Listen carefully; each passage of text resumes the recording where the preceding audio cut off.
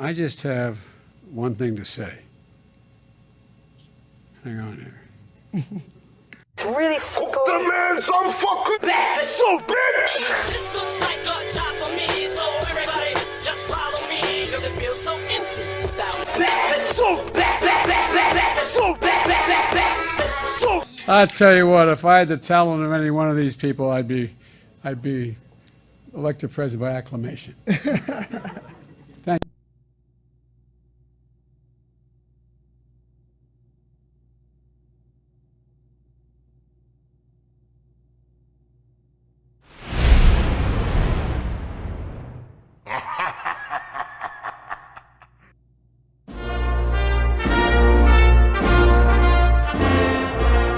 Is Don Tony. Don Tony is a compassionate human being. If I was employed with TNA right now, I would say, hey, That's the way you dress your employees? no, well, you gotta look at it like this. Don Tony is a sportsman. I fucking use it as a frisbee. I chucked it at the down the block the other day just for fun. Don Tony is an articulate speaker. Blah blah blah blah. Oh!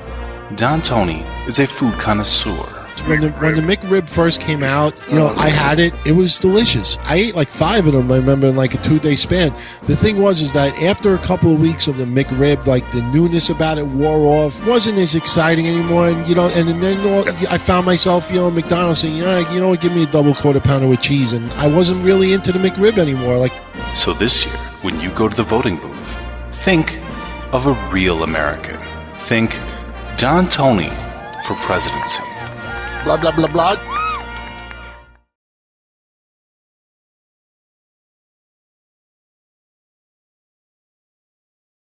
So long, man. Have a good rest. fuck you!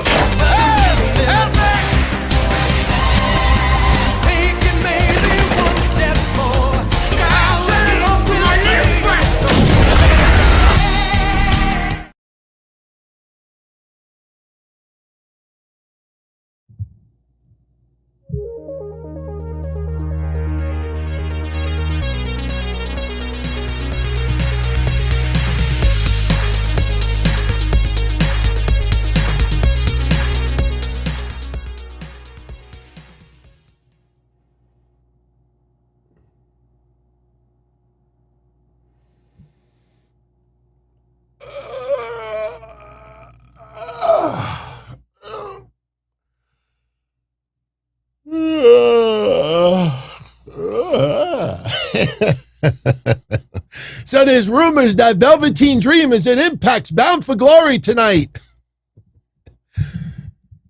Come on, man, seriously. I think people need to start coming to grips. We live in free countries, innocent until proven guilty. Not what you want, not what you insist is the truth. Most important thing I always say is if you have facts against someone, you have to leave the facts as they may be. And you go through the process and you let the process determine in the end what someone or someone did not do. When you have facts on your side and you start manipulating it, twisting it, add a little bit more to it, well, guess what? Your credibility is shot. And that's why since day one, I got to be honest with you, I'm going to move the mic out of the way. I had to give him the benefit of the doubt. Not going to get into that again tonight because we're going to do everything rapido tonight. Now, I want to welcome everybody to tonight's edition of the Don Tony Show. I am Don Tony as always, and thank you very much for tuning in. Isn't it interesting how all of the bear pokers tonight were awfully quiet? Very quiet, especially certain news journalists out there that did not want you to know that SmackDown replayed tonight on Fox. Wait a minute. We now have 2 hours of Dynamite versus 2 hours of SmackDown head-to-head. Why didn't they all get mad at WWE? Why did they not poke the bear tonight? Why weren't they irate, pissed? Well, I'll give you two reasons why. Number one, if we don't tell anybody that SmackDown is being replayed tonight, then they won't watch. So if we don't bring attention to it, a lot less people will tune in. And guess what? Dynamite is going to beat SmackDown in the ratings tonight. That's reason number one. Reason number two is not even Tony Khan opened his trap tonight. And why? And listen, this is not crapping on Tony Khan night. I have to give him a lot of praise and a lot of respect later. Nice little gesture that he did that a lot of people just threw by the wayside. But he didn't even comment because he knew that tonight, Game 7 of the championship series between the Astros and the Red Sox was supposed to happen on Fox regular channel. Here in New York, it's Channel 5. Because a Game 7 is not needed, Fox needed to fill that time with something else. And it was Fox's decision. They approached WWE. This was not a decision made today. The decision is made once Game 7 is not needed. You don't know if Game 7 is needed until Game 6 was in the books.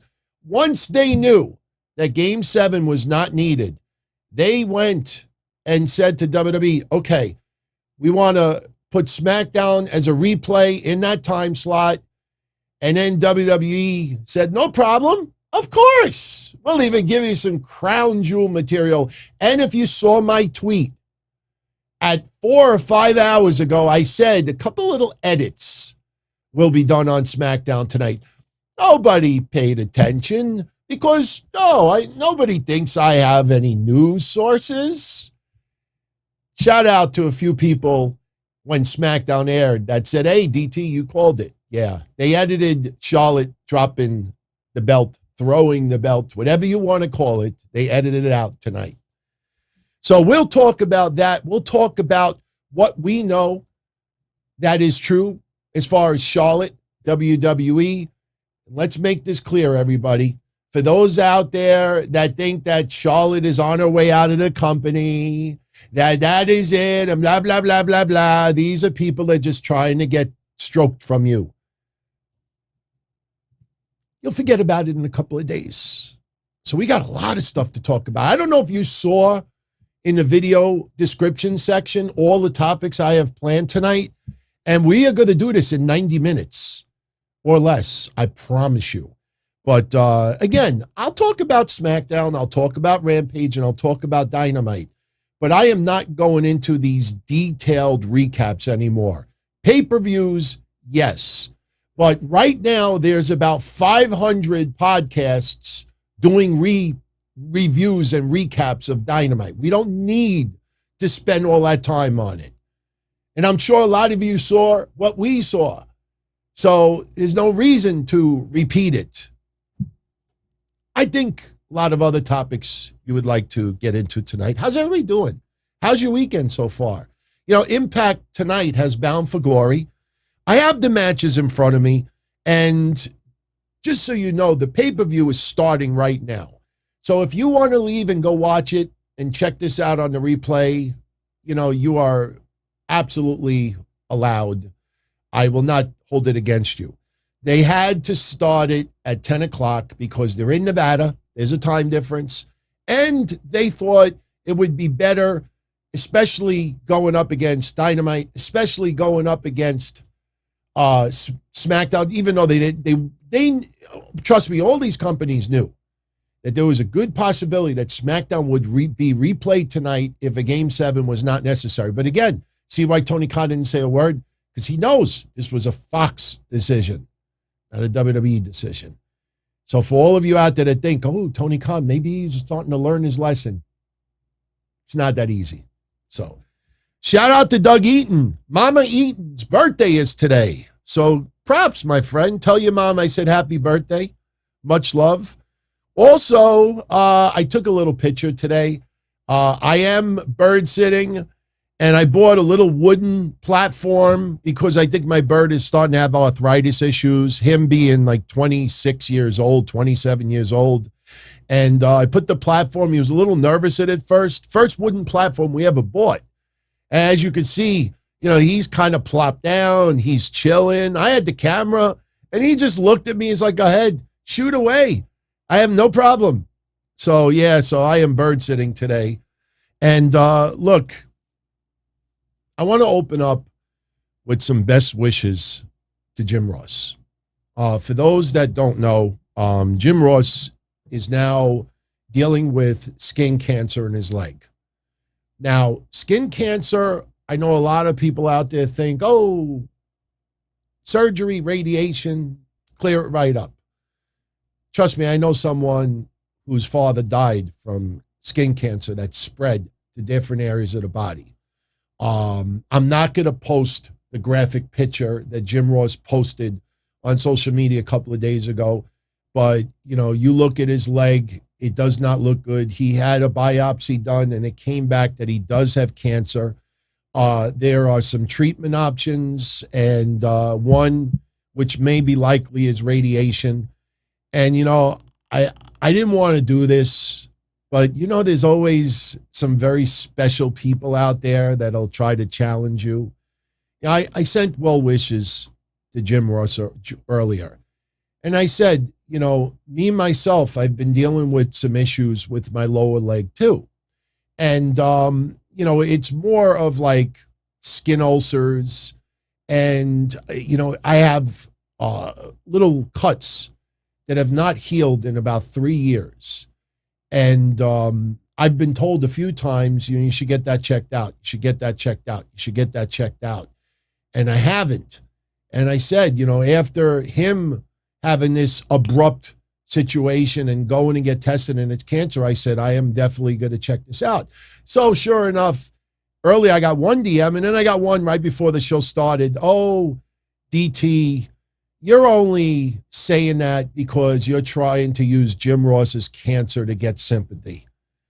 Well, to those winners out there that think for some reason I have to lie about shit on social media to try to get attention, this is for you. Okay, just in case anybody doesn't believe me, that is a little quick screenshot of my lower leg. The muscles are real, and so unfortunately are those marks. Good luck, Jim. Hopefully I'm not having the same problem. Now, I'm not going to zoom in on it, but if you look at it closely, there's like scabs and cuts that have been there for about 3 years. I put Band-Aids on it. I put like antibiotics, cortisone, and nothing clears it up. Do I think I have skin cancer? No. But stuff like that is not normal. And to see what happened with Jim Ross, I'm like, you know what? Yeah, maybe I should check it out just to be safe. But for the assholes out there that, think I'm one of these other schmucks out there that tries to do stuff for attention, well, there you go. There you go. So, Jim, prayers are to you, my friend. Prayers. A lot of you out there are wondering, what the hell is this about? Well, if you look at the top right-hand corner, that tells you what that is written in Arabic. It is, in Arabic, Ryback the Fool. Now, I am a fan of Ryback. I am a supporter of Ryback. I have given a lot of compliments to Ryback on these shows. But something that is not the norm anymore is I criticize where criticism is needed. I'm just expressing an opinion. I am not suddenly a Ryback hater. I am not, one of these backstabbers or two-faced. No, I mean, you could support. See, this is what I always say about AEW or WWE or anything else. You can be a big supporter of something and express criticism if deserved. Too many people out there are petrified to express criticism about something that they love, but they think can use improvement because they're afraid of being banished. They're afraid of being shitted on. They're afraid of being blocked. They're afraid of being ripped on. They can't express criticism. Either everything's got to be cake and ice cream, unbelievable, or it's the opposite. You can't do one or the other. So I honestly, in my opinion, I have to give Ryback a little criticism tonight. Mansoor, and that's why he is holding a little Mansoor. Trust me, I am 100% in the court of Mansoor on this one. Now, Mansoor has been in the WWE for a few years now, and anybody that's tuned into these shows over the years knows that I always felt early on that Mansoor was given a little bit special preferential treatment because of, where he came from and getting the extra special treatment in Saudi Arabia. I compared it to Don Fanucci in the movie The Godfather, when the nephew got the job and Robert De Niro was out of a job, because they had to please Don Fanucci. Instead, it's Don Crown Prince. But I've also said that Mansoor has improved. Mansoor, he's new on the main roster still. And up until last week, really, he has been under the tutelage of Mustafa Ali. Mish even said last week that Crown Jewel is going to be where Mustafa Ali breaks away. It's going to help Mansoor look like $1 million, and Ali is going to go on his own. I compared it to me when I was a kid, when I used to ride with the training wheels. There's a day where the training wheels come off. So you have Mansoor wrestle in Saudi Arabia, hometown, crazy pressure, because especially when you're representing Saudi Arabia and not New York or the United States or the United Kingdom, there's a little bit of added pressure on you. And he performed nicely in Saudi Arabia. Wasn't a match that I'm really going to remember years from now, but it was a nice match. The mental, emotional pressure, plus the physical travel, all those hours, and then you compete in Saudi Arabia, and guess what? Before you could even soak it in, it's back on a plane, fly to Kansas, and you're going to have another match, and it's going to be less than 24 hours later, or about 24 hours later, and it's going to be on SmackDown. First time, millions of fans, really on his own. He's wrestled on his own before, but this time truly focuses on him. So he has the match yesterday on SmackDown. Average match. It happens to everybody. Average match. But Mansoor is still in the growing stages. So last night, Ryback posts this. Vince McMahon, you could give Mansoor Steve Austin music and he still won't be over. Holy shit, your product fucking sucks. Again, I am a supporter of Ryback, and I will continue to support him after this show. That's pretty damn harsh. I mean, especially under the circumstances, you just perform in front of your hometown at Crown Jewel. You fly thousands and thousands of miles to another town, probably got almost no sleep, besides the emotional pressure, and he wrestles on SmackDown on top of it. And, holy shit, your product fucking sucks.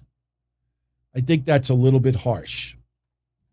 So what was Mansoor's reply to this? Oh, he just posted this screenshot. For my friends on audio only, it is the original poll where Ryback asks the fans, what promotion would you like to see him return in 2021? Why Ryback would give the option of retiring is beyond me. But he did, and retire got 72% of the votes. So Mansoor basically says to Ryback, yeah, you're a guy that 72% of fans out there just want to see go away. Maybe you could sell me vitamins. Maybe you could help me with my keto diet. But as far as the ring goes, I don't think so. So I know it's usually Ryback's rules, but for this show, and maybe this show only, it's Mansoor rules. Do I think Mansoor is completely polished yet as a wrestler? No. Not everybody is going to make it on a long level. We don't know what's going to happen to him a year from now. But like I said, especially under the circumstances of Crown Jewel, to turn around and to be this vicious.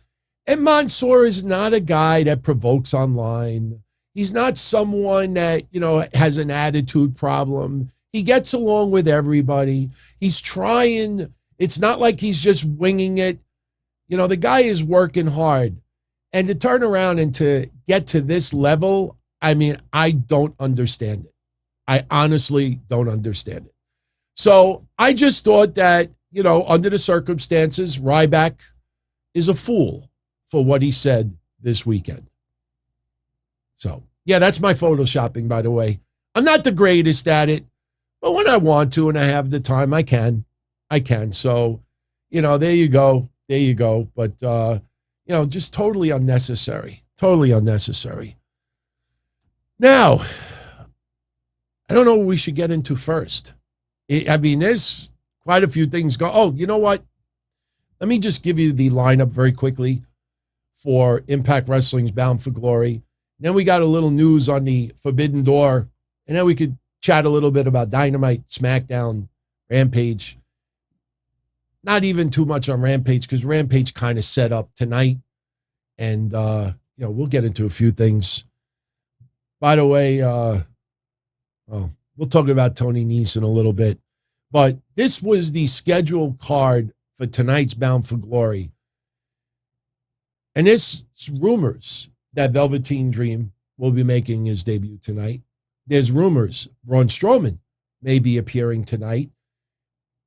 I say right now, take them only as rumors, because there's been at least 6 or 7 names being thrown around for Bound for Glory tonight. And trust me, Impact Wrestling ain't got it like that. If these deals weren't signed up to Impact Wrestling's Bound for Glory, unless they're giving them a nice one-time appearance payday, I don't know what's actually going to surface from this. But there's very interesting reports going around about this Forbidden Door. And when I tell you what is going around, you will be forced to say, DT, you were right all along. But anyway, tonight, John Skyler versus Crazy Steve versus Falabal versus Jordan Grace versus Chelsea Green versus Madison Rain in an intergender 6-way match for the inaugural Impact Digital Media Championship. Christian Cage versus Josh Alexander for the Impact Heavyweight title. Deonna Purrazzo defends the Knockouts title against Mickie James. Rich Swann versus Brian Myers versus Moose versus Morrissey versus Chris Sabin versus to be announced. It is a competitor's call your shot gauntlet match. The winner receives a trophy and a contract they can invoke anytime within 1 year for a championship of their choosing. Lot. Trey Miguel versus Steve Macklin versus El Fantasmo is the tournament 3-way match for the vacant X Division Championship. Decay defend the Impact Knockouts tag team titles against the Inspiration, the Iconics making their debut. We'll see how they do. Heath and a mystery partner versus Eric Young, Cody Deaner, or Joe Doring. And then the Good Brothers taking on Finjuice and Chris Bay and Hikuleo of the Bullet Club, a 3-way tag match for the Impact World Tag Team Championships. That is the card that is scheduled for tonight. Card subject to change, obviously. Now, how freaking cute. Did you see all the reports going around today that the relationship, the working relationship between Impact and AEW is about to expire? What does that mean, about to expire? Wait, there was a specific time limit on it? Was it that Tony Khan, they met with the 5 families a year ago? Hey, listen, COVID, it's killing a lot of businesses. It's hurting us all, some more than others. So for the next 12 months, how's about we agree to exchange some talent here and there? And Impact Wrestling doesn't want to shut down. Impact Wrestling got hammered. Ring of Honor, hammered. MLW, hammered. Especially Impact Wrestling with all the TV commitments overseas. You think when Dixie Carter turned it over to Anthem, you think they go to the other countries? No. We're new owners. We don't have to make these commitments anymore. So a year ago, the agreement was, hey, because of COVID and because we cannot afford these contracts, we cannot afford to pay these people these contracts with COVID. It's going to take years to recover all that money lost. It is going to take years to be able to pay wrestlers the money that they were paying before. It's going to take a long time. So how's about this? We sign someone, you take a little bit of the cut, you take a little bit of the cut, you do this, you do that, you do this. And in this way, we split the costs. So Christian Cage, he works a little AEW, he does a little Impact Wrestling. The other promotions, no, that's a little bit too much money for us to spend on Christian Cage. So the Forbidden Door, for some reason, only stops over there. In the case of somebody like Thunder Rosa, she has her own fed that she does a tremendous job with. AEW signs Thunder Rosa. She's allowed to work other places as long as it doesn't interfere with AEW's programming. So Thunder Rosa's contract allows her a little bit more freedom. His contracts are a little bit different in AEW. Not every single person's contract is exactly the same. But when you see, like we brought up, Forbidden Door, what was the Kenta? The Forbidden Door is knocked out and he shows up once. Don't you notice how the Forbidden Door happens when someone just happens to show up also at GCW, also shows up at CZW, also shows up at this promotion, also shows up here? Tony Khan, no Forbidden Door. Everybody just agreed, look, we can't afford to run our promotions and to spend that kind of money in the middle of COVID. So for the next year, we all split the cost in some capacity. And what happens? Tony Khan made out 10 times better than anybody else because he's the biggest promotion of them all. He's the most successful promotion of them all. Tony Khan is extremely smart for doing that. Tony Khan did nothing wrong. But you picked up on it early on. Rich Swann. Remember the whole thing almost a year ago? Rich Swann and Kenny Omega, they're showing up at Impact and they're beating the crap out of the Motor City Machine Guns or Rich Swann or anything else. And none of them showed up on Dynamite. None. Not even an attempt. Because you realized how one-sided this was. AEW didn't need Impact. AEW didn't need MLW. AEW didn't need NWA. They all needed a little rub from AEW. That's why you see the AAA titles. You think AAA is doing spectacular right now? You think some of the promotions in Japan are doing spectacular right now? They're much further back in the battle of COVID than anywhere else. So this Forbidden Door was never Tony Khan trying to bring wrestling back to what it was 30, 40 years ago. Bullshit. COVID is what kicked down the Forbidden Door. COVID sneezed on the Forbidden Door. And that Forbidden Door fell right on its ass. Now suddenly, this relationship after Bound for Glory is over? Oh, wait. COVID is still here. Wait, remember when I told you by the end of the year, how many times did I say on this show in the last 8 months, by the end of 2021, let's see how much of that Forbidden Door is still open. Now you're hearing his reports.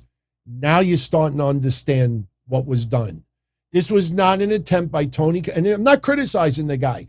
It's just that everybody out there either got it wrong or they wanted to make Tony Khan look like old school, trying to help everybody and being the good guy. And it said, no. You have titles from other promotions. You see, look, nothing against Layla Hirsch. What did I say? In NWA, Layla was legit. In AEW, Layla is shit. Camille needs an opponent for this big Empower pay-per-view. So AEW, let's bring a woman from your promotion. And everybody's like, oh my God, that would be awesome. We could bring Thunder Rosa. We could bring Britt Baker.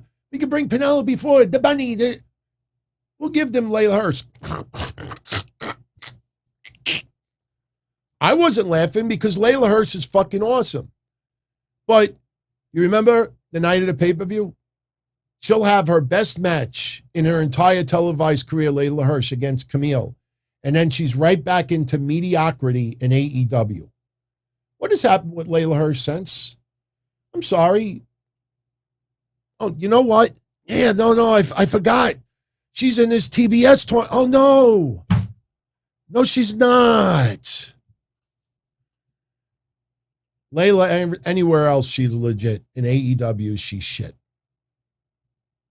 It's a shame. It's a shame.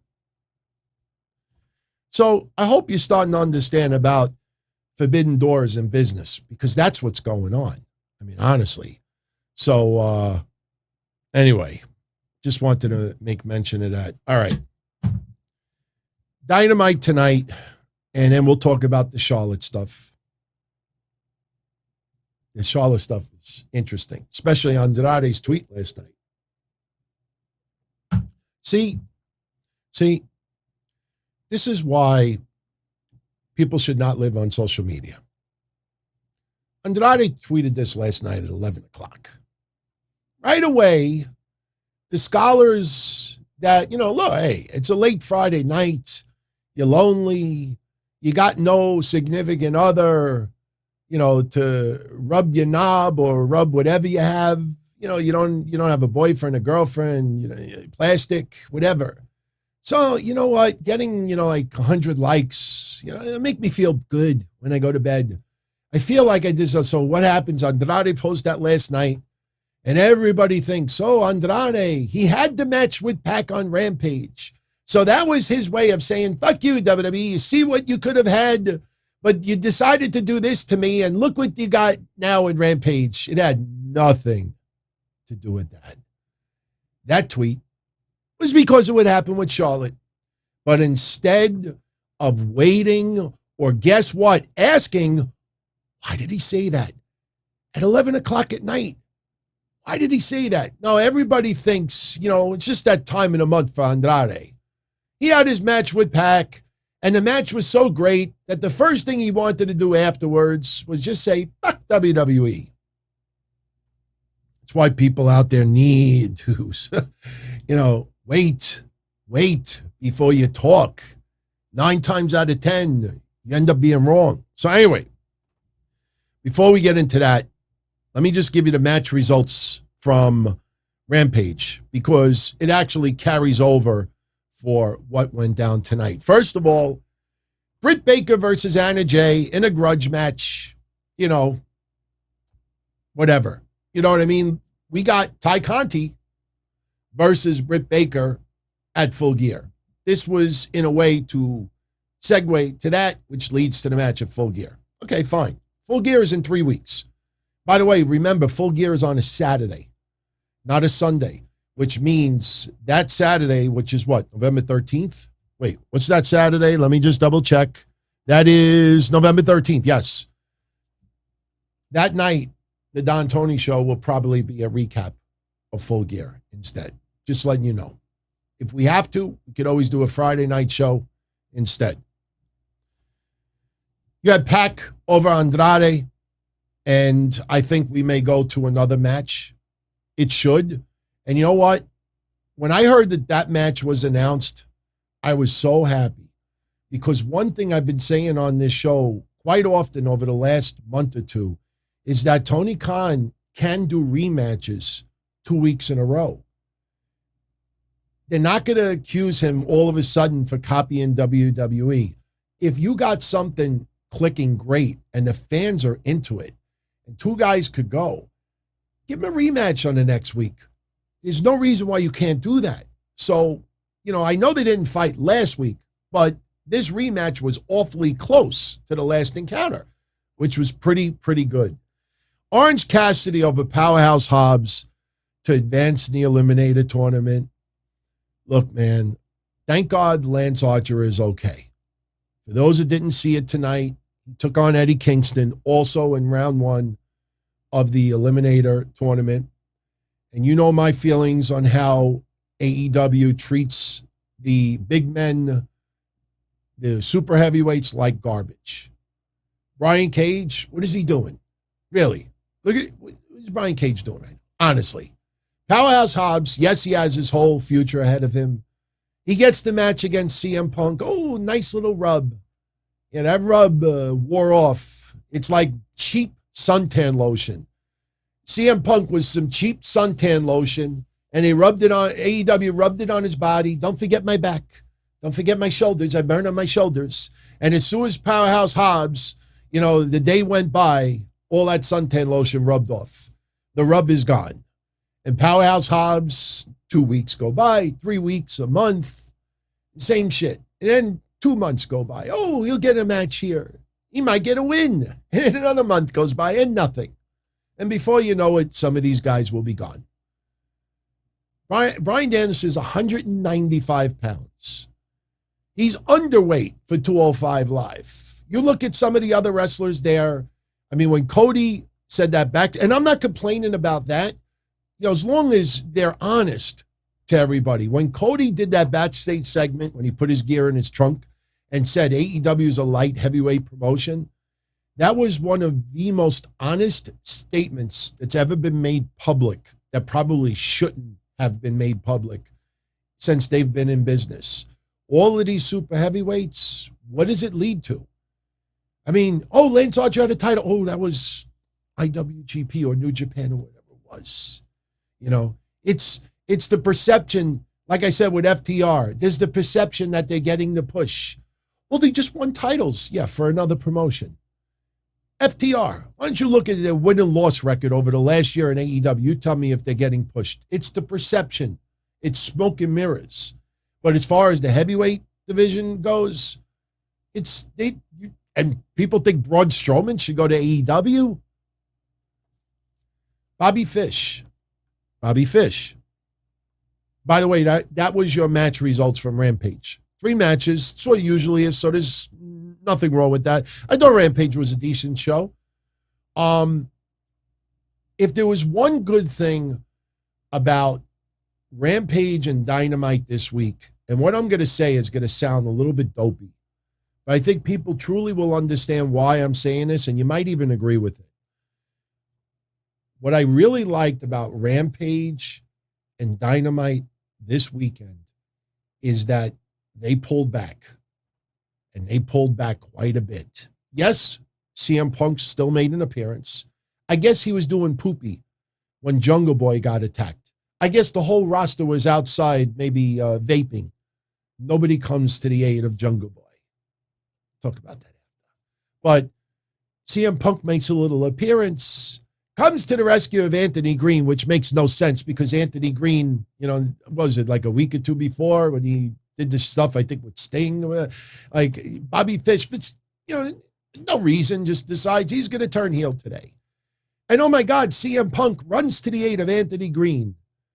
And then next thing we know, CM Punk versus Bobby Fish on Wednesday. JD from New York said something tonight that I swear I was halfway typing, but after he wrote it, I'm like, it's going to look like I'm copying. Why did they sign Bobby Fish? I mean, we agree, and I praise Bobby Fish during his NXT run. I like Bobby Fish. But they have like 80 people on the roster, and a 45-year-old Bobby Fish, if they're going to bring him in, you need him to help elevate the stars of tomorrow. He's getting a match with CM Punk. Whose does this benefit? It's the same reason why you have matches put together that just feel like, it's going to be a great match. No question it's going to be a great match. This feels like what you do on an indie show. You put this person versus this person. Well, at least it's going to be a good match.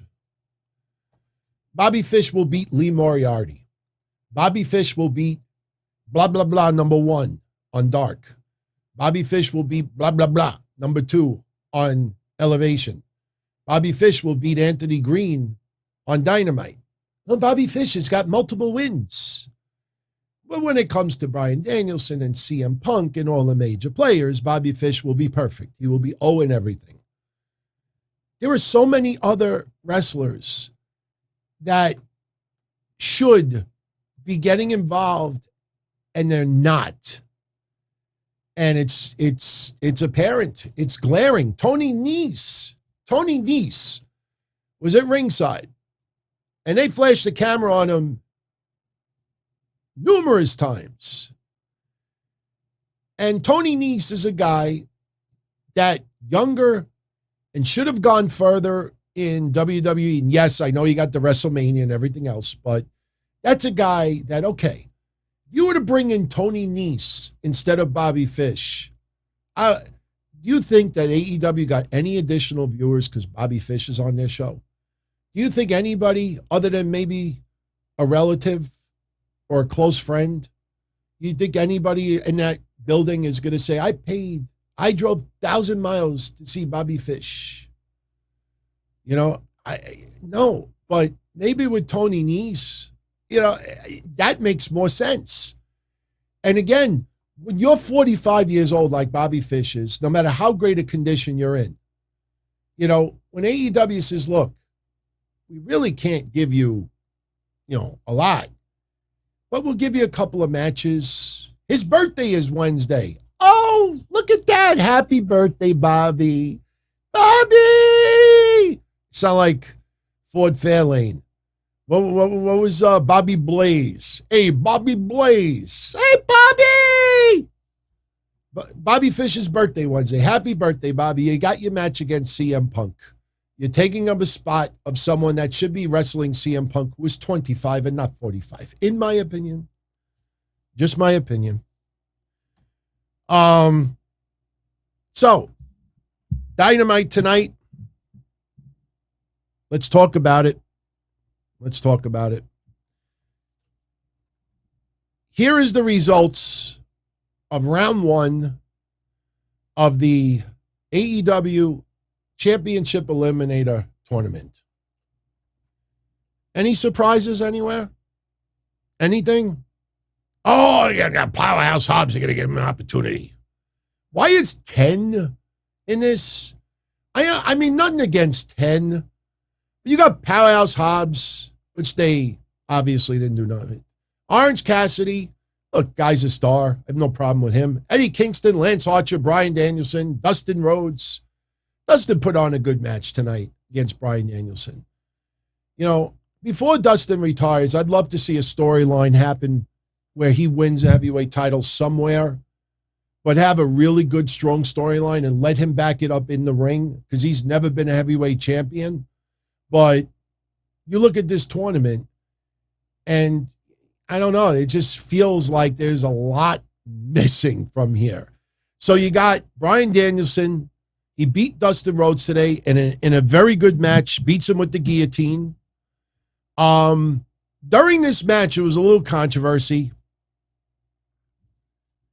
There was a guy at ringside that had some controversial signs. I honestly don't understand how they were not confiscated at the door. I mean, not many. See, this is what you got to understand. I know what some people are going to say, well, they can't check everybody's signs. This isn't like 1997, where there were thousands of signs in the arena, or even in the 2000s when there are hundreds of signs in the arena. You might get 50 if you're lucky. I could see, you know, if you shout out somebody, you know, or make a little remark or something, but when you write "Let's Go Brandon," where it's all over the news about this rapper and, you know, the F Joe Biden stuff, or when someone has a sign that said "I love Twinks," I don't know how you get by that unless he got into the arena and the signs were blank, and while he was sitting down, he might have drawn it because they were not. You know, you could see there was only about 30 seconds of work involved in those signs. He could have went into the bathroom while he was in the stall. I don't know. But right front center camera, he had some pretty controversial signs. They took away the first one, and he thought he could, yeah, no problem. And he puts out a second one, and they're like, hey, bye-bye. They booted his ass. What a waste of money for a ringside ticket. So Bryan Danielson advances, and a lot of people think that Bryan Danielson because of the match with Kenny Omega and Hangman Page at Full Gear, Bryan Danielson should be in line for the heavyweight title shot very, very soon. I still think down the line it's going to be Bryan Danielson versus Kenny Omega versus Hangman Page in a three-way. We will wait and see. Eddie Kingston beats Lance Archer tonight. And as I said earlier, thank God Lance Archer is okay. The match ended very abrupt. And everybody knew right away, don't take any chances. AEW did the right thing. Eddie Kingston beat Lance Archer like this. Lance Archer went for a moonsault. Now, if you watch the camera angle, it looks like his knees may have taken, or his arms may have taken a little bit of the absorption, but he almost landed straight on his head. I mean, he did end up, it looked like the JC Jane.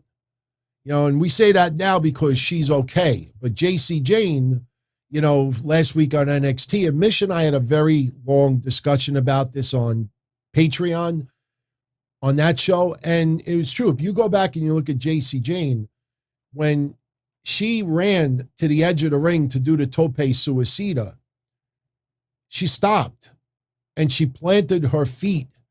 And it looked like someone who was running to jump in a pool. Now, if you've ever run and jumped in a pool and did a cannonball, you don't stop. You just fly across the pool and cannonball. You go, you don't stop.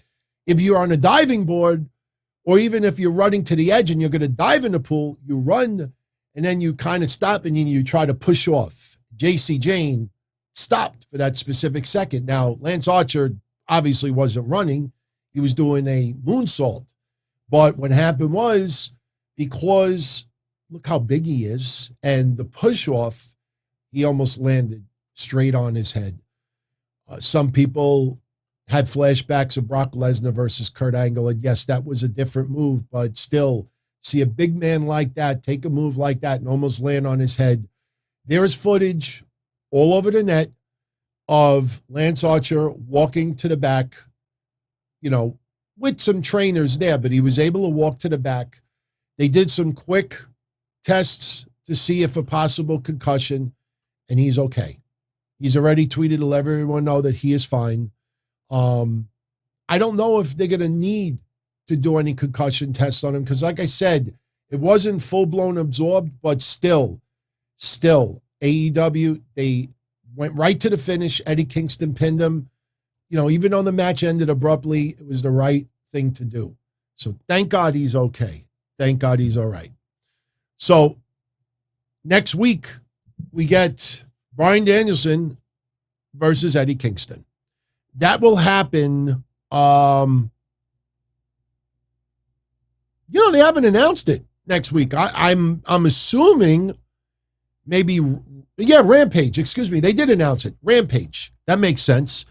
So next week, you're going to have Bryan Danielson versus Eddie Kingston at Rampage. So by the end of next week, we will know who is in the finals for the Eliminator tournament, and everybody's betting on Bryan Danielson.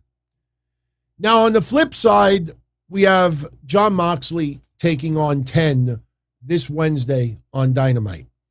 This Wednesday on Dynamite, they have the Dark Order versus the Elite. They have Samuel Guevara versus Ethan Page. And how that match came about. Twix is asking me, do I think Eddie Kingston was set to win? Yes, I do. Yes, I do. I don't think there was any doubt as far as that. But anyway, we had a segment tonight. America's Top Team is in the ring. Ethan Page, Scorpio Sky, and Dan Lambert. Dan Lambert cutting one of his promos, getting booed out of the building. Sammy Guevara comes out. You know, Sammy, not the best on the promo, but Sammy, you know, very likable, and he worked hard, and that's how he got the championship, and this and that. So Lambert issues a challenge. At Full Gear, remember what I said 3 or 4 weeks ago. Pretty much the America's Top Team is consumed with the Inner Circle for like 2 months. And that's pretty much what we're going to have at Full Gear 3 weeks from now. Now, a few people tonight were asking for clarification. Dan Lambert said at Full Gear it's going to be 5-on-5. The Inner Circle versus America's Top Team. Sammy Guevara, in his promo,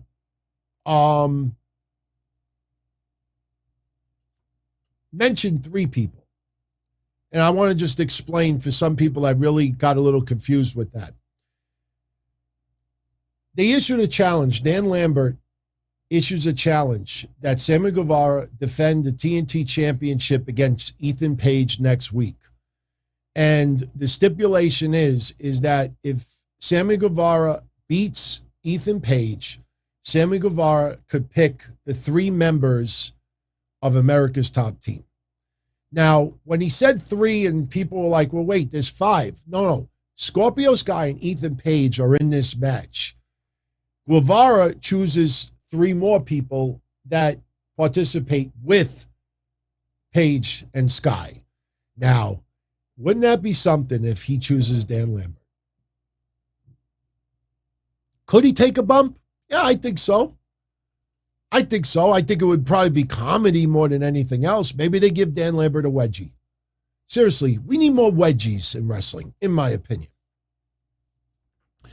Another stipulation is that if Sammy Guevara loses, and again, this is why I hate the over-the-top stipulations. If Sammy Guevara loses next week, not only does he lose the TNT Championship, but he's no longer part of the Inner Circle. Now, why make an over-the-top stipulation that you know is, if he loses next week and he's no longer in the Inner Circle, then how can it still be a 5-on-5? Think about that logic. It'll be 5-on-5, but if you lose, you're no longer in the Inner Circle. But wait, this 5-on-5 is still happening at Full Gear. That's just, to me, a stipulation too many. We've talked about that before. Guevara versus Matt Hardy was another one. No need to go that far with it, but they did. Okay, fine. Also next week on Dynamite, we have Serena Deeb versus Hikaru Shida in round 1 of the TBS tournament. And I might as well give you the brackets for the TBS tournament now, so we can, I'm writing down my timestamps because people, once in a while, I have to do timestamps. So I'm putting timestamps up now. We have Anna Jay versus Jamie Hayter in round 1. The winner of that match will go on to take on Thunder Rosa in round 2. The Bunny and Red Velvet are in round 1. The winner of that match will take on Jade Cargill in round 2. Serena Deeb versus Hikaru Shida, which we will see on next Wednesday's Dynamite. They will face off in round 1. The winner of that match will take on Nyla Rose in round 2. And now, Ruby Soho versus Penelope Ford, which went down tonight. Ruby Soho got the win. Fun match, very quick. And I think that's the right way to go right now, because Ruby Soho, obviously, some of the matches she hasn't been, spectacular, but not a lot of that is her fault. So just keep it tight. No need to go the extra mile. Ruby wins, so she will take on Chris Statlander, I'm assuming, next week. Now, tonight, in Ruby Soho's match, after she defeated Penelope Ford, the Bunny came out there, and Red Velvet runs and makes the save. So now you ask yourself, okay, is Red Velvet going to somehow be involved or cross paths with Ruby Soho down the line? Maybe. Now this tournament, remember, it doesn't have to be completed until January, technically. That is, wow, there's only like 8 weeks left in the year, 9 weeks left. So you do a match here, a match here. I mean, there's quite a few matches still to go. So there's a lot of storylines that could come out of this.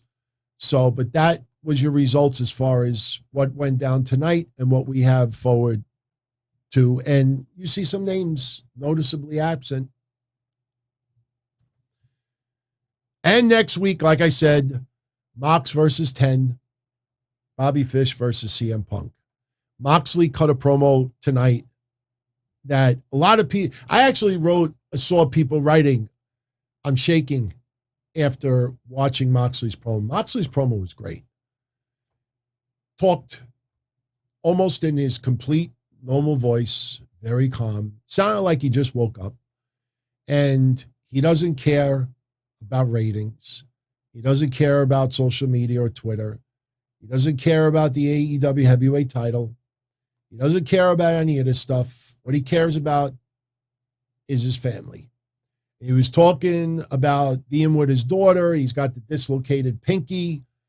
And, he's about his family. And for him, it would have been easier if he was a carpenter or a dry cleaner or something else, but he chose professional wrestling. This is what he does. And he sends a message to everybody who is still in the tournament. I'm going to get you before you get me. A lot of people think that Moxley is going to end up turning heel.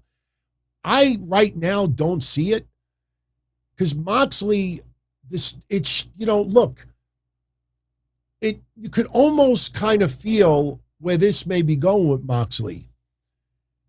When Moxley was in the title hunt and was the champion, every week the promo was nothing more in this world matters other than that title. Yes, this is before Child, without question. But everything about his promos, all those vignettes we saw, I eat, sleep, shit, bleed, wrestling, this is what matters to me, blah, blah, blah, blah, blah. When he's not in the title picture, it's family. When he's back in the title picture down the line, this will mean everything. See, that's smart. That's smart because Moxley talking about how he cares about his family first. Now, for wrestling fans, they feel for him, and it's very real, and that's why some people were shaking.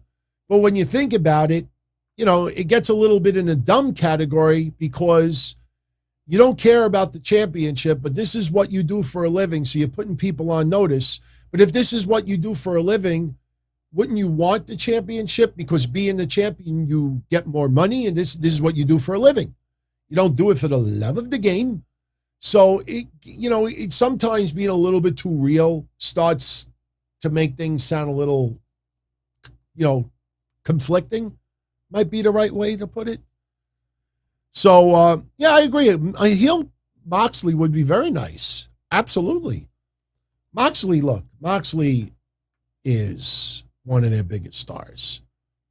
Moxley is balancing his wrestling career, and family. The thing is, though, is you see his match against, some of the hardcore wrestlers that he has fought. Nick Gage recently against Minoru Suzuki. And you see even the GCW match he had, a week or two ago, the amount of blood. I feel for Renee Young. But, it's like there's a formula. John Moxley cares about family. Of course he cares about family. That's the promo, this and that. Doesn't care about wrestling. We get to this point. They announce him in a big-time hardcore match. Kind of goes over here. Bleeds beyond recognition. Renee Young posts the tweet, I'm sick of it. I can't stand this. I can't take this. I don't want John doing this. Then the promo, I got to look at my daughter and its family and this and that until the next hardcore match where he bleeds like a pig. John Moxley is trying to balance the two.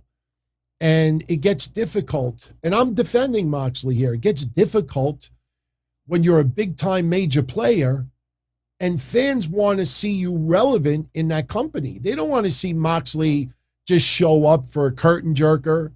Here Wild thing, everybody sings to it. He wrestles against, I don't know, 2.0.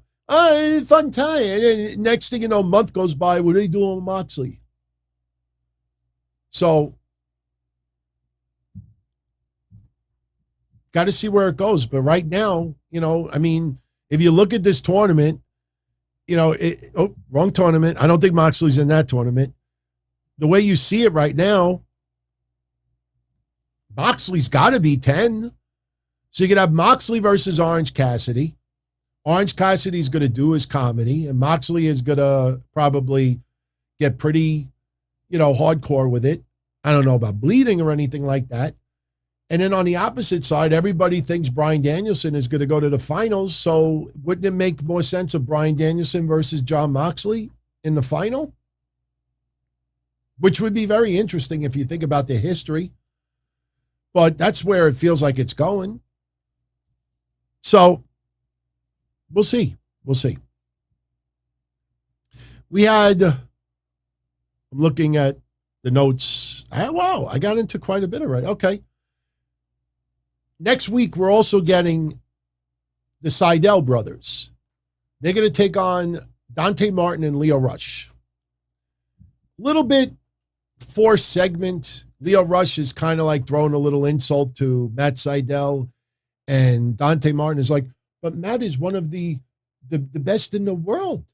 But Matt is one of the best in the world. And Leo Rush is like, what? Losing? I liked Leo Rush in this exchange. Dante Martin sounded like he doesn't agree with Leo Rush, but Leo Rush knows what he's doing, so they're going to team up next week.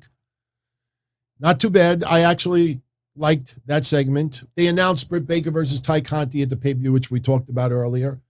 MJF and Sting today. Now, there were two parts to this. The first part was Tony Schiavone's going to interview Sting to see what's going on with Darby Allin. Before he says anything about Darby Allin Sting, MJF's music hits, and MJF is calling the crowd schmucks. He is trashing Sting, trashing Darby Allin, and Sting is in the ring. Now, I think at one point when MJF made a derogatory comment to Tony Schiavone, I think off camera, Schiavone gave him the finger. And that's where that pop came from. But MJF hits the ring, Sting levels him, and then the Pinnacles start to beat down Sting. Spears takes care of Sting. And then if you go watch it, it's kind of funny. MJF is on the mic telling Darby Allin that this will be you if you come back. And during the whole time, Sting is trying to act unconscious, like in MJF's lap. And MJF's promo went on for like 35, 40 seconds. And Sting, if you just focus on him, it's kind of funny. Overall, great segment. And I tell you this much, go back and watch when Wardlow gave MJF the ring and he decked Sting. Sting took a pretty hard back bump. I know what you're going to say. Oh, DT, you're just talking about a back bump. Go watch it again and realize Sting's age and see how he sold that. Something tells me that Sting might take a couple of aspirins tonight just for that one move. He looked good. And yes, Wombology. MJF got a crazy ass pop. Make no question about it. MJF is the biggest heel in that promotion, but he's one of the most liked in that promotion too. I'm telling you, it's a rare combination. Piper had it a long time ago. Undertaker, even though he never got on the mic when he first started, Undertaker was a big-time heel and crowd popped in. When he beat Hogan for the title in the early 90s, the first time around, the crowd popped when Undertaker won. So, and yeah, you might say that, we were kind of sick of Hulkamania at that point.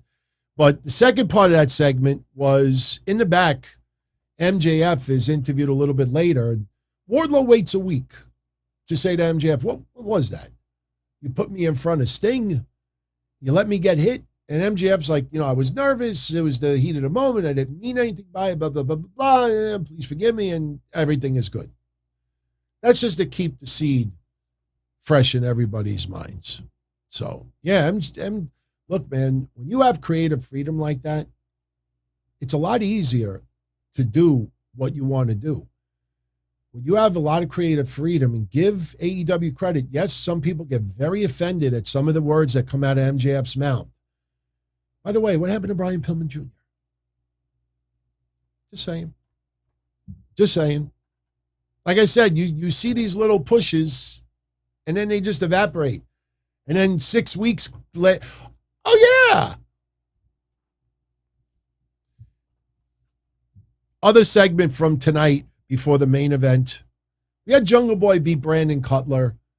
You know, comedy match, a minute long. You know, stupid. Brandon Cutler, you know, has no business being in that ring. But, of course, the amount of work that he does, you know, he's going to be a sacrificial lamb so Jungle Boy could get a squash match out of it. What happens afterwards is Jungle Boy challenges any piece of shit from the Elite to come out. Adam Cole comes out, big pop from the fans. And Adam Cole's like, you know, you want to fight someone? How's about you fight me one-on-one? So Adam Cole takes his jacket off.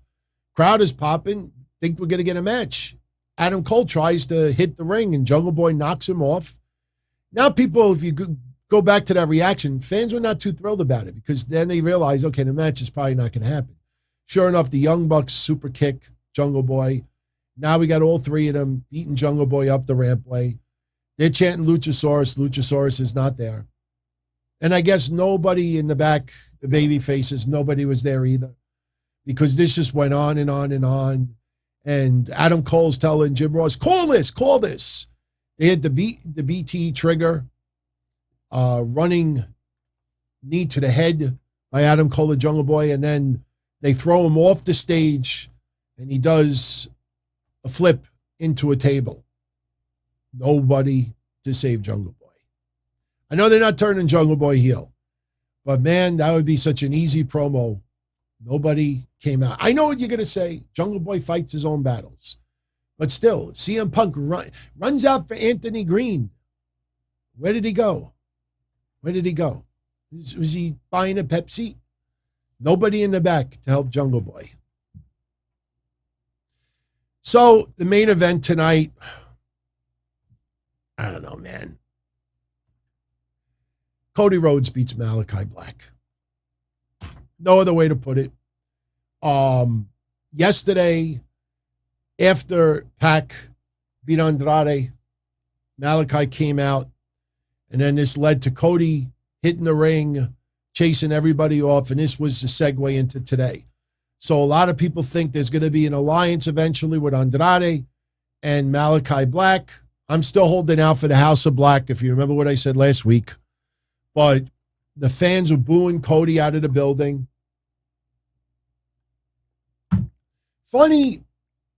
It's funny how the fans were chanting in unison for Arn Anderson to take out his Glock. It's funny to see Brandi Rhodes run on Twitter and say, we have thousands of fans chanting for Arn Anderson to get his gun. I'm a little bit confused by that because AEW kept their fucking mouth shut during this whole thing. In fact, they did a recorded promo where Arn Anderson is in front of Cody's house and there's fire in a trash can and stuff. They welcomed it. They made a shirt out of it. So yeah, it sounds goofy to have fans chanting for Arn Anderson to get his Glock. Well, you asked for it. You asked for it. This ain't WWE social media where you start tweeting stuff that looks like it's going against the grain. You motherfuckers asked for it. So Cody is fighting Malachi Black. At some point during the match, you got the Nightmare Factory that comes out. I think it was Lee Johnson and Green Anderson comes out. And the fans are like booing. They're like, what are these people for? Arn Anderson ends up hitting the spine buster on Andrade's lackey, whatever that guy's name is. Arn Anderson gets missed, spit in his face by Malachi. But in the end, Cody hit Crossroads. Looked like he was going to hit a second Crossroads, but instead he turned it into a Tiger Driver. And I think that was the right way to go. because the Tiger Driver looks a lot more impactful than Crossroads, and he pinned Malachi Black, booed out of the building. Both of them were busted open. I liked the match. I only have one problem with it. And honestly, I deleted my tweet because I could see that nobody gave a shit about the question. My question was simple. Was this a no DQ, no countout match? No, it wasn't. It was a regular match. When they were both outside the ring bleeding, when Cody tried to put Malachi through a table, but Cody's the one that went through the table, why is the referee putting on gloves and checking on both them and standing outside the ring? They were outside that ring for 4 minutes. This was not a no DQ, no count. Don't give me that shit. Oh, this is AEW. It doesn't matter. Sure, it does. Because when you advertise no DQ, this and that, but then you allow it in other matches, it makes it worthless. Go back and you watch it. The referee was outside the ring, not counting anything. And that's how we went off the air. We were abruptly taken off the air because of time. They were a little late on time. But overall, I think I might have got a little off track before. What I was going to say, actually, I said a little bit before, but it's probably better that I waited till now to say it anyway. The reason why I liked Rampage and Dynamite this week was because they pulled back. They definitely pulled back. I mean, yes, we still got Bryan Danielson in a match. Yes, we got a cameo by CM Punk. But if you look at the match results from yesterday and the match results from tonight, not one of those, trying to throw everything out there to try to bring everybody in, reel everybody in. They pulled back this week, and they need to do that more because you cannot maintain this almost pay-per-view type quality like indie wrestling event. Let's sell out 1,500 fans. I'm not saying that they're that small. I'm saying like a local indie group would have to put on that caliber of talent to try to attract that many people. It takes a lot out of you. And you do these super cards, many times a lot of storylines and feuds are sacrificed or hurt because of it. Because suddenly, nothing seems to progress from it. Why is the Elite beating down Jungle Boy right now, where Hangman Page, he's in the back cutting a promo with the Dark Order holding a beer? Fine. Where was the Elite when Bryan Danielson took on Dustin Rhodes earlier? Why is the Elite all over the place with this? So they got to tighten things up a little bit, in my opinion. So, all right. Very quickly, I just wanted to show you this. I think you'll find it pretty cool. Let me take this. This is better. Marina Shafir, the wife of Roderick Strong, she fought for GCW yesterday. Not GCW. Actually it was. Josh Barnett's Bloodsport 7. She took on, I wrote her name down. Shit. I know it's Masha. What's her last name? Oh, yeah. Shit, I forgot it. I can't remember. Masha Slamovic, I think it is. Slamovic? Anyway, she beat her, and I watched it. Very quick match, but she did pretty good. So if anybody that was, fans of Marina Shafir, she actually did a pretty good job yesterday. I wanted to mention that. Yeah, Psycho saw it. Psycho says it was awesome. Like I said, it's a shame she's going to get very little mention across the board, and did good. I think she's got a little chip on her shoulder as well right now. What else do I want to get into? Oh, okay. Very quickly. SmackDown yesterday. Not the greatest of SmackDowns. I forgive him. We had Crown Jewel the day before. Long flight. Yes, not everybody that was on the card traveled. Hit Row was not in Crown Jewel. Sami Zayn was not a Crown Jewel. But, it's still, the card was more about setting up storylines to go further. Now, before we get into the Charlotte stuff, first of all, the matches from yesterday's SmackDown. Happy Corbin over Nakamura in a non-title match. This obviously is going to set up a title shot for Happy Corbin down the line. And this is the time I think Happy Corbin is going to get a title. I'm telling you. I don't want it to happen, but I feel, I think this is the time it's going to happen. Hit Row, Top Dollar, and Isaiah Swerve Scott. They beat Dustin Lawyer and Daniel Williams. Squash. Makes you wonder why they got such a big pop when they were announced in the draft and they got almost nothing yesterday. That's because it was piped in. But I have no problem with it because Top Dollar is brand new to the WWE universe as far as like regular fans. Not everybody tuned into NXT. And they have to get acclimated. You know, you're performing now in front of a much bigger audience. It's not the, raw and grit of NXT, even though it's been, what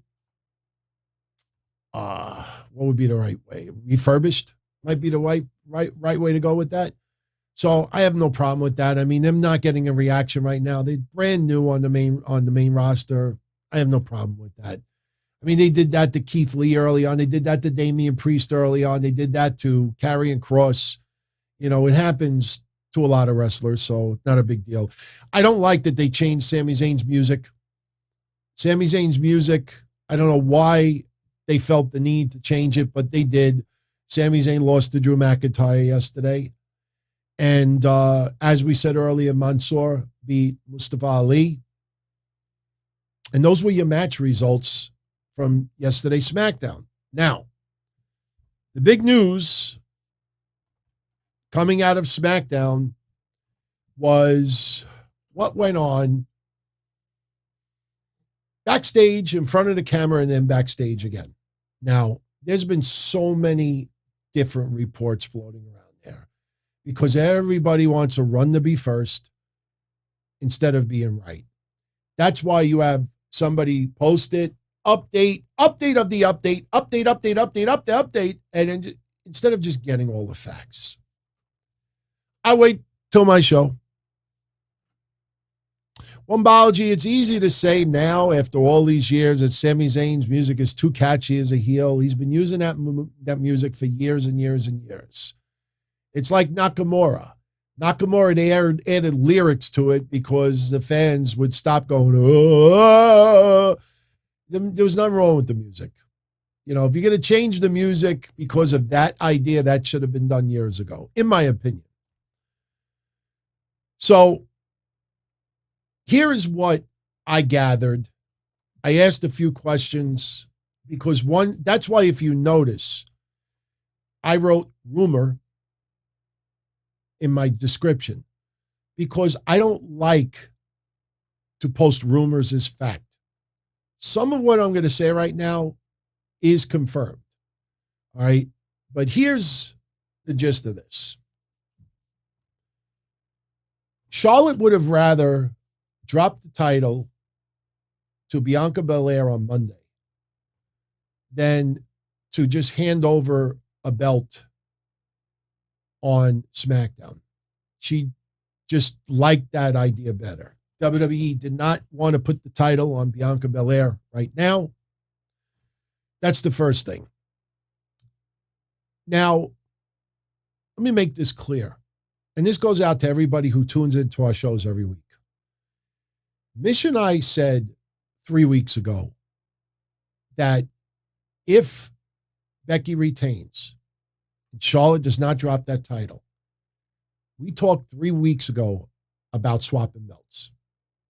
Now, when we did predictions last week, Mish thought that they may keep both belts on SmackDown only because of, big show and this and that, and I don't mean Paul White, and their big name value. Becky Lynch and Charlotte, two of the biggest names. So if they show up on both brands, even though the draft just completed, if they hold each other's title for Mish, that gives them reason to be on some more appearances, which is very smart on that part. But 3 weeks ago, we talked about those belts being traded. How many times did we bring up that we could very well get the same thing they did with the Street Profits and the New Day? I was beyond blown away yesterday at how many people that found this out of nowhere. You'd think, this is something that nobody thought about today. You'd think that Charlotte and Becky Lynch did not know a week ago, 2 weeks ago, 3 weeks ago, hey, we got drafted to both different brands, but we're champions of the other brands. What's going to happen with the titles? Do you think they just showed up yesterday and that was the first time it hit them? Why are we giving each other the belts? This was discussed for weeks. For weeks. Think about it. If we could think about that 3 weeks ago, you don't think that those women didn't think about that? So people trying to make it that they showed up at the building and the plan was they were going to swap titles, and Charlotte's like, oh, no, that doesn't make sense. What do you think they were thinking for the last 3 weeks? What happened that nobody's talking about is more about Sasha Banks afterwards and where this is leading. Now, if you remember my review that I did on Thursday, I said that Sasha is going to show up on SmackDown and she's probably going to end up having the first feud with Charlotte. And Charlotte may bring up how Sasha lost at the pay-per-view and this and that. And this will lead to a feud. Sasha Banks may end up being a babyface again. And Sasha Banks, after what happened yesterday, it makes me feel even more that Sasha Banks may very well beat Charlotte Flair before Survivor Series. Not as punishment for what happened yesterday. But remember the one comment I made Thursday afternoon, and this is probably the most important aspect of it all. You remember what I said? What stupidity was coming out of this? Right now, before what went down at SmackDown, right now, you have Becky Lynch taking on Charlotte at Survivor Series. They're both champions. If they swap belts, what's the match at Survivor Series? It's still Becky Lynch versus Charlotte. Think about that. Like, the match is the same, whether they have the red belt or the blue belt. It's still the same match. So to have them swap titles just to have the same match in Survivor Series sounds awfully stupid, doesn't it? So yesterday, the way it was being presented in the ring to, cut the promos the way they did and everything, the way it was described backstage, they didn't like it. Charlotte Flair didn't like it more than anybody. And honestly, if I was those women, I wouldn't like it either. But for all these fans online, they're saying like, oh, the backstage locker room is backing Becky Lynch on this. That's not based on facts. That's based on social media. A majority of social media do not like Charlotte Flair. So since the majority of social media likes Becky Lynch more than Charlotte Flair, then they assume that the locker room majority likes Becky Lynch over Charlotte Flair as well. And that could very well be. But when you have these people today writing that after what happened yesterday, the locker room is strongly behind Becky Lynch, what? Did you text everybody? Hey, we're running a poll. Whose side are you on? Hey, Sammy, Nia, Shayna, Sonia, you think these people are going to fucking tell anybody? It's so stupid when you start breaking this down. Now, tonight on the SmackDown replay, they edited out something that happened yesterday. Because Charlotte Flair was not into the segment. You're not really into something. You want to play off like you don't care. You got to be awfully careful, because that's when you could stumble. And she claims that she accidentally dropped the title. Now, when I saw that, I immediately thought of that moment back in the 90s when Bret Hart was in the ring with Shawn Michaels. And Bret Hart was going to give Shawn Michaels the title, and he dropped it down, fuck you, walked off. There was a lot of reality in that. Charlotte Flair swears that she did not intentionally throw the title down. Because heel or babyface, whether you agree with storylines or not, you're not out to embarrass the person that you're working with or working against. Yes, there is a little animosity over the years. Becky Lynch called Charlotte Flair plastic once because of all the plastic surgery. There's a little bit here and there, but that happens with everybody, But Charlotte swears she did not intentionally drop the title. The way it looked on TV, it looked very disrespectful for the belt. It looked very embarrassing for Becky Lynch. When Becky Lynch threw the title at Charlotte Flair, supposedly that was supposed to be. That they were supposed to but not just throw it down the way she did, I don't care about the belt. Charlotte Flair is not Steve Austin. Remember when Steve Austin would hit the ring and Steve Austin would just throw the belt in the ring and then climb the ropes and do this? Yeah, they don't do that anymore. So Charlotte acted like she could care less about the segment. That was not planned. When she went to the back, Vince McMahon was very upset by it. People, creative, were very upset by it. And because they didn't want to have any additional tension with Becky Lynch. Becky Lynch, they didn't have any fights backstage. I want to make that clear. They didn't have any pull aparts or push aparts. But, Becky Lynch was like, let's just, we're just doing our job. Let's just go through the segment. Let's just do what we got to do. Charlotte Flair did not like the segment. It obviously came across that way on TV. So when she went to the back, the only thing that I can't confirm yet is that Vince McMahon wanted to speak to her. And Charlotte was like, I'm not, she just could care less. So to keep tensions down from boiling over, they escorted Charlotte Flair out of the building. It's not a case that you're fired. Can I collect my belongings? No. Security will walk you out the door. Any of you out there that's ever been fired in an office, you probably know what I'm talking about. It happened to me 2 times when I was a lot younger. I got fired from a job, Chase Manhattan Bank. I got fired. And when I showed up to work, they called me in the office and they said, look, unfortunately, we have to let you go. Okay, all right. I'll get my belongings. No, we'll ship it to you. I can't say goodbye to anybody. I'm not going to start any trouble. No, we don't want to cause any, scenes. We don't want to we have to escort you out. We'll send you your stuff. Or the second time, we'll leave it at the front desk. You could pick it up tomorrow.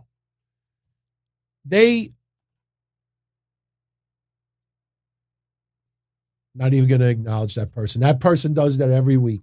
Writes dumb shit with the hopes of a shout out. There's a couple little things written on there. So people are like, talking to me. But, and I'm saying that joking around. But the bottom line is this with Charlotte.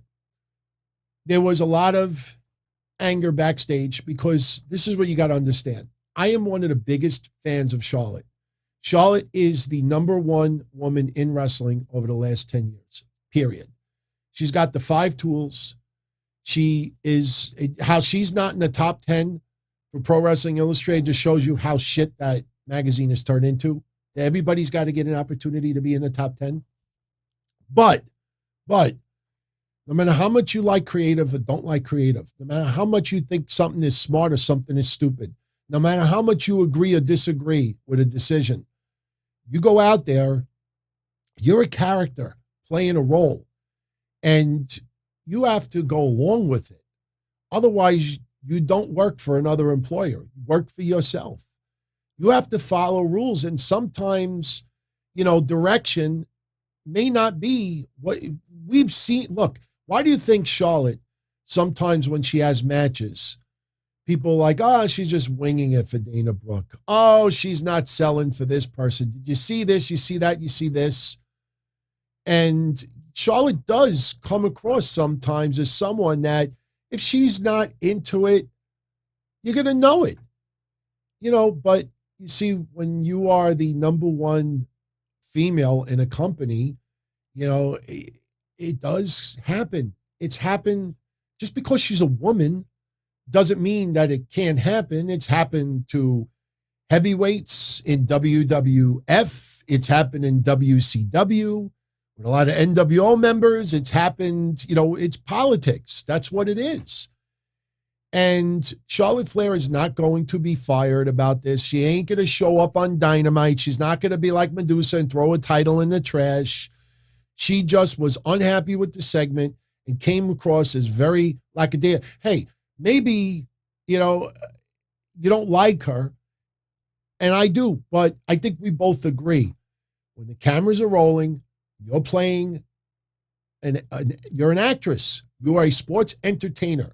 You are playing a storyline on camera. You may not like the plot. You may not like the way it transpires, but you still got to do your job, period. And yesterday she acted like she really didn't care, and it came across. And when the title fell, did I do that? Did I do that? That's why WWE edited that out today. They edited it out. And honestly, that's probably the worst thing they could have done. Because by them editing it out, it shows how much it bothered them. But that's the extent of it. That is why Andrade tweeted, "Fuck WWE" yesterday.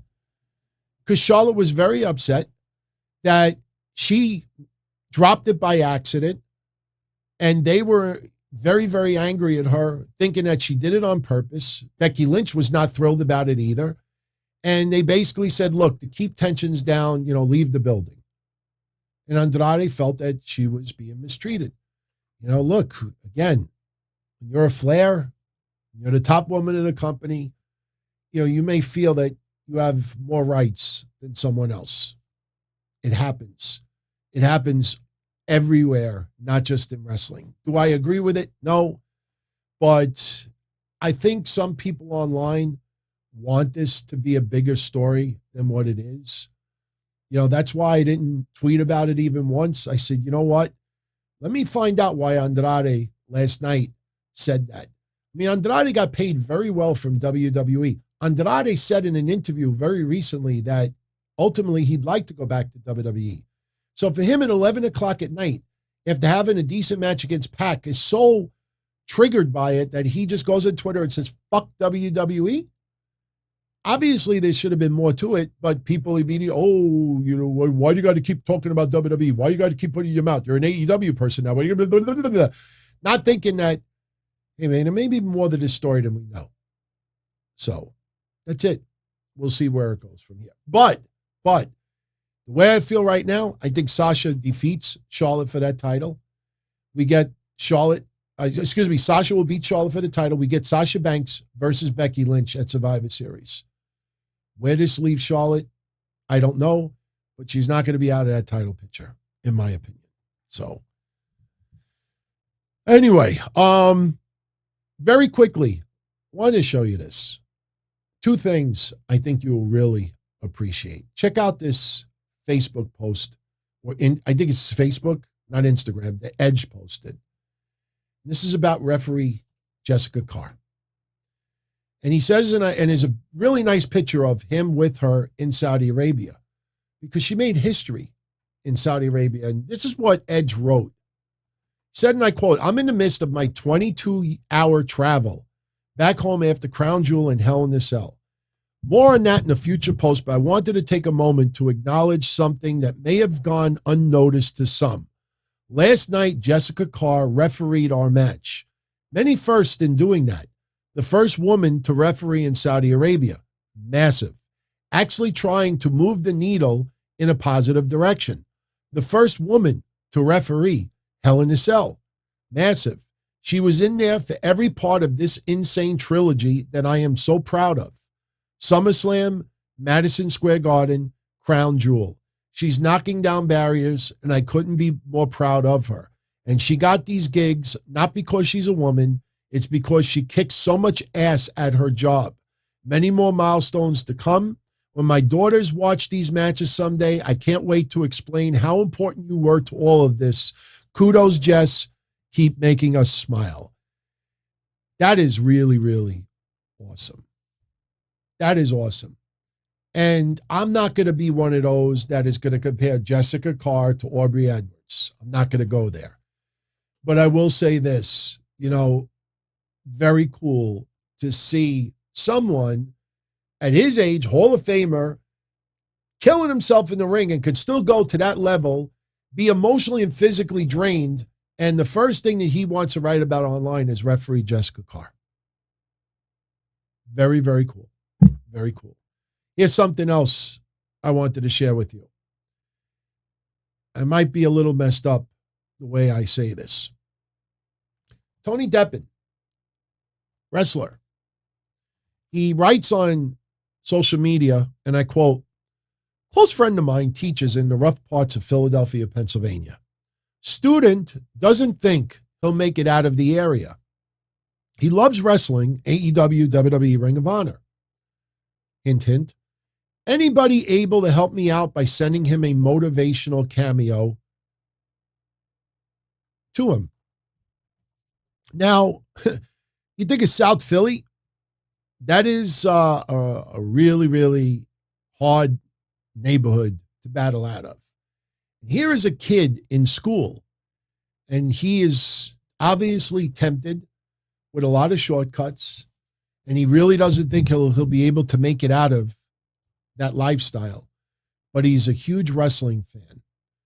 Tony Deppen asks publicly, can anybody help me out, with a cameo or something just to motivate him? Tony Khan was the first person to step up. Do I think he did it for notoriety? No. Drake Maverick stepped up. Nyla Rose, Kip Sabian, Cole Cabana. In fact, Kip Sabian is in Pennsylvania, and I heard that Kip Sabian, I don't have this from firsthand knowledge, but a friend who is a friend of Kip Sabian's who talked to him, he offered to see the kid in person. Drake Maverick, as far as I know, is the only person on behalf of WWE that reached out and offered to make a cameo for this kid.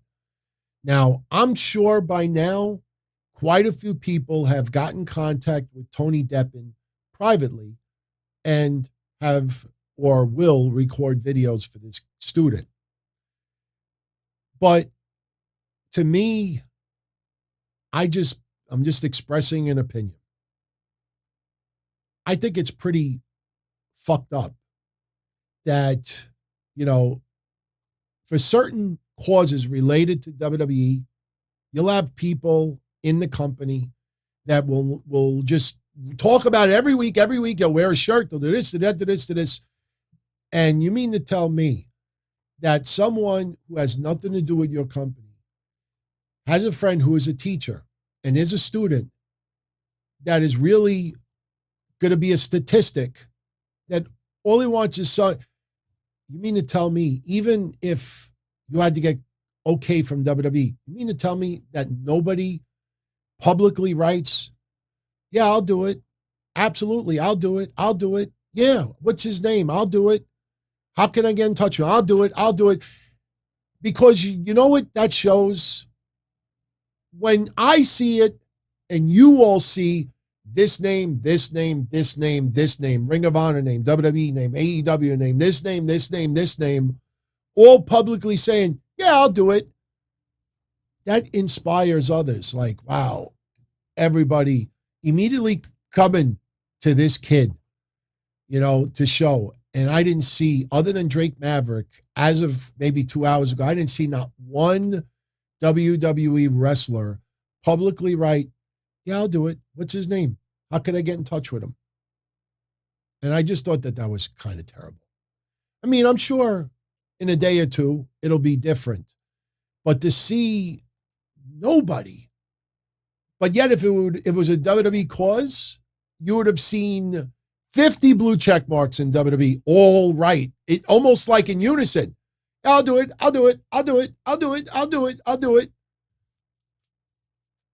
Just saying. I'm just saying. Making an opinion. So, as I go through my notes, I think I am done. Yeah, we got everything done. Wow. So, I'm only about 10 minutes overtime. So don't forget, Monday at 11:05 p.m., I will be here with Mish. We were thinking about doing role reversal. I don't know, to my live friends out there on YouTube right now, because that's the chat that's open right now. What do you think about the idea of role reversal? Because we want to do an episode or two like that, where basically Mish is the lead host. Mish is the one that brings up the topics, and I bounce off of Mish, not the opposite. So what do you want? What do you think of that? I'm just throwing it out there. The shows wouldn't be much different, but usually when we do the show, we don't talk about the shows beforehand. We just, for the most part, we want to get into Raw and some news tidbits. But listen, Jourdain, I swear on a stack of Bibles, I'm not kidding when I say this. If we do that, the one beautiful thing about it is I don't have to get notes. I don't have to try to make topics. I don't have to worry about this. I don't have to do that. I just sit back. Whatever he wants to bring up, he brings up, and I react to it. I bounce off of it. So, yeah, we'll see. We'll see. So I don't know if we'll do it as quick as this Monday because it's obviously Saturday night already. But maybe next Monday. By the way, I know a few of you asked me about this on Thursday, and I forgot to show you again. But, I wanted to show you a little video clip, the back of my office where I have like some wrestling collectibles. And I was in my office a couple of days ago pulling a file from my file cabinet, and I saw a couple autograph photos. And I said, if some of you out there that always wanted to see like where I keep like some of my random collectibles, when I say sometimes like I got to look for it or see it, yeah, this is only about 45 seconds long. But if you want an idea as far as where I keep some of my wrestling collectibles for the contests, check this out. This is where some collectibles come to die. As you could see, we got some never before open bobblehead dolls, autographed Grandmaster Sexay goggles, Eddie Guerrero signed photo with the PSA DNA. By the way, we got Stephanie. Nice, cute photo of Stephanie. We got magazines. We got Benoit photos. What's underneath here? Again, sorry about the primitive video, excuse me. I wasn't planning on recording this. And since a lot of you wanted to see it, look, there's all the ECW figures, never opened, just sitting here, waiting to be sold on eBay for crazy money. But back when we were doing prize walls on Patreon, yeah, that's better. That was the Ultimate Warrior. That's a new one. But that is the original one. Beautiful, mint condition in the box. What, $400 or $500 on eBay right now? Nobody on Patreon claimed that. Hogan from back in the day, nobody claimed that. Oh yeah, these were light tubes that we were going to use for a FTW wrestling event. I had gotten new light bulbs, and they're like, no, save the light tube, We might be able to use it for a wrestling event. They never showed up. But yeah, so I figured you might want to see, just the back of my office. There's lots of like DT stuff in there. We got keychains. We got buttons.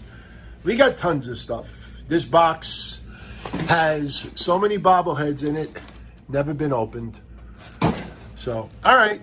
I just figured I'd give you a little show, especially since those figures, people didn't believe me. I mean, at one point, I was offering both Warrior and Hogan together. Imagine if somebody would have won that on Patreon or claimed it. They would have had $1,000 worth of figures. But, yeah, they're not available no more. Anyway, time to go back to work. Take it easy, everybody. Just a little random video clip. Figured you'd all want to see it. So, and I got boxes of other stuff here in the garage. So, but no, that's okay, Benjamin. I have my contents insured. So, and now I got video proof of that too. So nobody, trust me, where my office is located, number one, there's security cameras. It's got a central station alarm. My office, the stairway is locked. That's alarmed. And then my office is alarmed as well. So Nobody, if there was a bank on the same floor as me, then I'd be concerned about it, but nobody's going to do that much breaking in just to get there for a wrestling figure. Trust me. But yeah, so that's it. So with that said, I am going to jet out of here. I want to give a shout out to King of Games. Oh, look at this.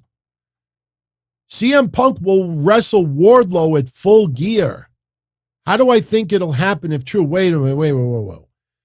He says, of course, I probably know it has been discovered. I haven't heard that as official yet. CM Punk versus Wardlow at Full Gear? I don't know. I haven't heard anything like that. I haven't heard anything like that, to be honest with you. I mean, I heard him versus Ricky Starks. I heard that, but yeah, I put it this way. If that happens, I want to see how it plays off on TV. Right now, that makes no sense. It makes zero sense. I'm not saying Wardlow versus CM Punk would not be a good match, but that is random upon random, in my honest opinion. I don't see that happening. That's just, I mean, I haven't seen MJF cut any promos on CM Punk. I haven't seen CM Punk cut any promos on MJF. If they have a match between Wardlow and CM Punk, is obviously going to have some back and forth promos cut. With Darby Allin so consumed with MJF right now, I don't see that. The only way I could see that, because you're asking me, how do I think it could happen? If you said to me right now, DT, Wardlow versus CM Punk has to happen, how would you book it? Well, CM Punk took on Darby Allin in his first match back. What could happen is that MJF has a segment with Darby Allin. It's got to be by next week, I would think. And there is a beatdown, and CM Punk makes the save of Darby Allin. And if there's like a stare down or a confrontation, and then Wardlow, nails. In fact, I would rather see MJF and Wardlow versus CM Punk and Darby Allin. I actually would do that. I would do that. I think that would make more sense. And then you could have some, disagreements between MJF and Wardlow during the match, and that could cause them to win. So for me, I'd rather see that be a tag team match if you're forcing me to book it. DX Girl, shout out to you. I talked about the Dark Side of the Ring XPW in detail on Thursday. I am not watching it. Not that I am bitter that I wasn't asked, because as I explained before, what I was told, and I brought this up months ago, what I was told months ago is that they were going to focus on California. A lot of you are going to remember exactly what I said when I say this. They were going to focus on California. They were going to focus on Messiah getting his fingers cut off. And they were going to focus about what happened with sending porn across state lines. That's really it. They were going to omit tons of shit in the middle. And because of that, Rob Black didn't want to have anything to do with it. Lizzie Borden didn't want to have anything to do with it. A lot of other people behind the scenes of XPW, which I think Dark Side of the Ring doesn't even know that they existed, didn't want to have anything to do with it. And, it is what it is. It is so incomplete. I mean, there's tons and tons of shit. My recommendation to you is, in this channel, type in XPW in the search box on my channel. You'll not only get Thursday's episode, because I told a couple of personal stories there as well. Pretty cool story about Lizzie Borden's birthday, by the way. And you'll also see the episode or two that I did within the last 6 months that I talked about it in detail. Anything with California, I mean, I brought it up even with Supreme and Chaos. When Supreme got set on fire and they used, I think, barbecue fluid, because out of ignorance, and Supreme was in the hospital in critical condition, Chaos is, I think, his cousin. Chaos got Supreme's okay to do the segment in the park where they were cooking like barbecue. And at that time in 1999, 2000, whatever it was, people like, oh, that's the most disgusting thing I ever said. The guy's in the hospital, critical condition, and they're joking about it on TV. Supreme was fine with it. They weren't going to talk about that part. They were going to just make it seem like the most garbage of the garbage. Doesn't deserve my time. Not going to waste my time. I could probably, and I'm not saying this to be conceited right there, I could give you a better episode talking about XPW than Dark Side of the Ring could have, to be honest with you. So, next Thursday, we'll definitely go back to the calls. It's just with Crown Jewel, that made everything a little crazy. And then Thursday night, it's just literally 3 or 4 hours after Crown Jewel. But I am going to, the discussion that you and I had, I'm definitely going to send you that file. I promise you. I will definitely send it to you this week. Because that was awesome. And that's a learning lesson to a lot out there. And it's a nice, thing that's going on over in the Middle East. So, no, I didn't forget. Just this weekend, I'm not trying to make excuses, but this weekend it's been nonstop. Somebody joked with me Thursday night and said, DT, how many hours did you sleep Thursday? Because Tuesday and Wednesday combined, I had 2 hours of sleep. And I said, I only got 3 hours of sleep Thursday night, but yesterday I got 8.5. I slept like a baby yesterday. I woke up this morning, whatever time I felt like getting, I had to get up early to feed the bird, but I slept 8.5 hours and I felt great.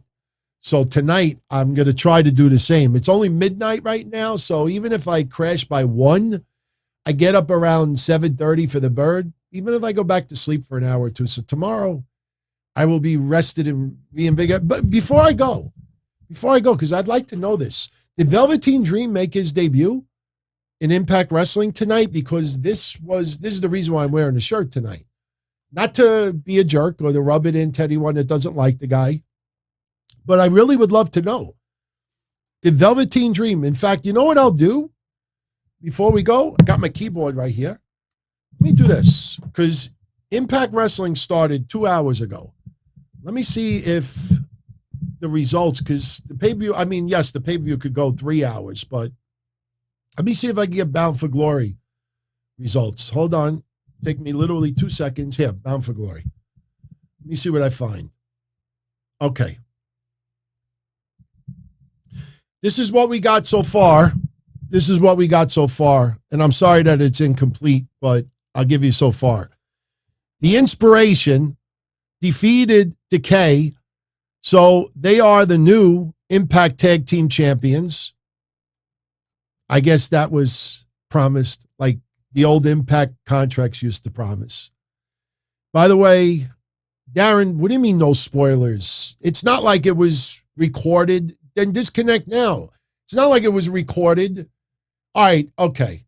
You know what? Okay, out of fairness, because you live chose to hang out with me tonight instead of watching Impact Wrestling, we will stop it here. On Monday, I will go over the Impact results with Mish, and we'll discuss it there.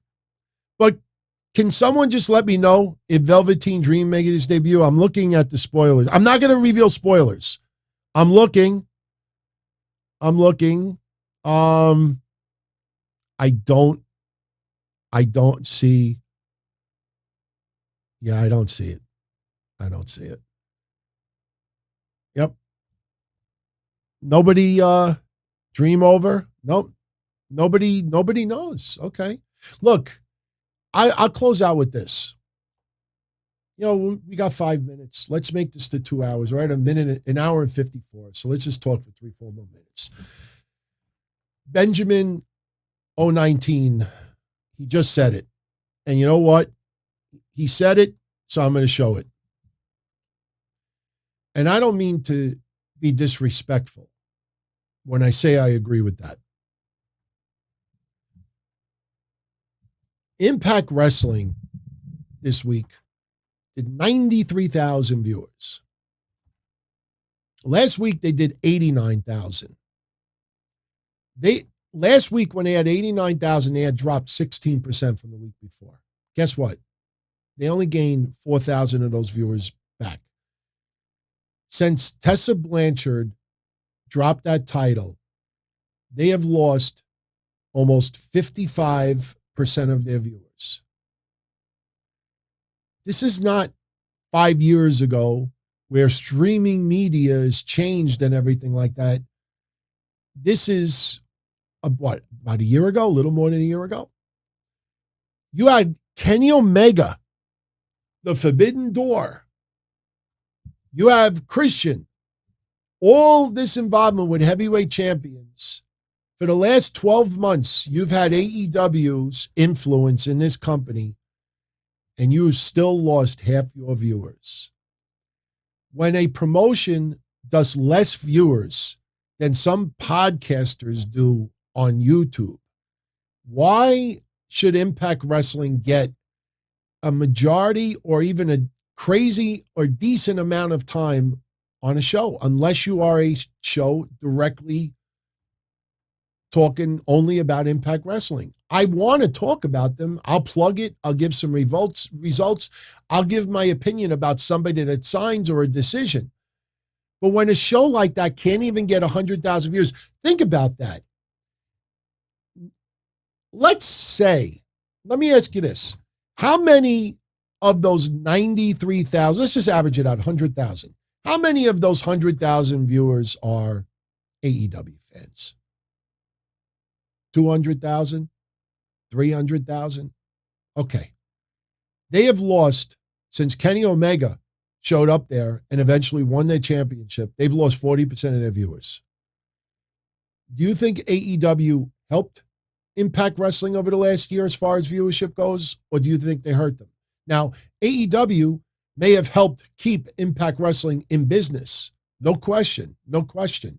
But what, and I've said this a year ago, what message, well, not a year, but about 8 months ago, what message does this send to your roster that your own wrestlers, your own contractual wrestlers that have nothing to do with AEW or anywhere else, they're not worthy enough, strong enough, deserving enough, or good enough to be the champion of your company? Rich Swann, decent job, in my opinion. Heavyweight champion for Impact Wrestling, I don't know. It was a hard sell for me. When they had Kenny Omega unify, or the title, whatever they did at that time, they brought back the TNA title and stuff. You had the opportunity with Moose, and you did not pull the trigger. Well, his contract was coming to an end. I still see fucking Moose advertised. Then you had, what's his face? I can't remember his name right now. Oh, shit. I feel bad. Let me pull it up. I'd be very disrespectful. Shit. Damn, I don't even see him on this card. Well, the bottom line is this. You had other wrestlers that could have taken the title from Kenny Omega. Who was the one that wrestled Kenny Omega, the no DQ match? I'm brain fart. It's late right now. Not William Morrissey. I know William Morrissey. The hardcore guy. Shit. I'm drawing a blank right now. Come on, chat. Sami Callihan. Thank you, Gordon. Thank you for bailing me out. Sami Callihan. Do you remember that? Sami Callihan on social media. Kenny Omega, AEW, you have something that belongs to us. You had every person on that roster tweeting on social media, Kenny Omega has something that belongs to us. So what happens? No DQ match. Nobody from the fucking back that were tweeting, you got something that belongs to us. They don't come out to help Sami Callihan. I'm talking in storyline. What, the ice cream outside? Was it like a bad Roadrunner cartoon that Don Callis was just planting bird seed like up until like the Florida highway and everybody ran to get the bird seed? You have your whole roster in storyline tweeting on social media, we want back what's ours. Yeah, we're all going to get behind Sami. And you do a no DQ and almost nobody comes to help him. That pretty much was the knife in Impact's heart.